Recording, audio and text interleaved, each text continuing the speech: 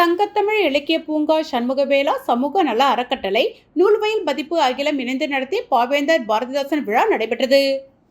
சங்கத்தமிழ் இலக்கிய பூங்கா மற்றும் சண்முகவேலா சமூக நல அறக்கட்டளை நூல்வயல் பதிப்பு அகிலம் இணைந்து நடத்தும் பாவேந்தர் பாரதிதாசன் விழா அரசு ஊழியர் சங்கங்கள் சம்மேளனத்தில் நடைபெற்றது. கவிஞர் திலகம் புதுவை புவனேஸ்வரி வரவேற்புரை வழங்கினார்.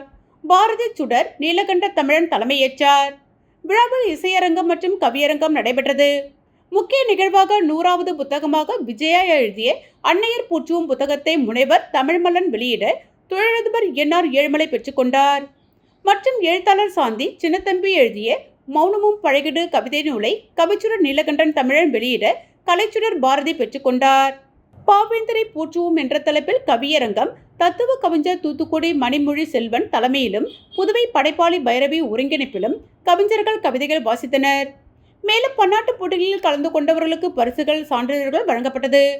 சிறப்பு விருந்தினர்களாக கல்யாண சுந்தரம், சென்னை தி தயானந்த், சீதா, கல்யாண பெருமாள், மஞ்சுளா, சசிரேகா, திருமாவளவன், வேலாயுதம், தேவதர்ஷினி, கலைமாமணி பிபி மாணிக்கம், பாவலர் சத்தியமூர்த்தி, கவிஞர் குமரவேல், கவிஞர் வேலுவிழி சிவக்கொழுந்து, பத்மநாபன், அருள்ஜோதி, ஈஸ்வரி தேவி மற்றும் பல கவிஞர்கள் பங்கேற்று சிறப்பித்தனர்.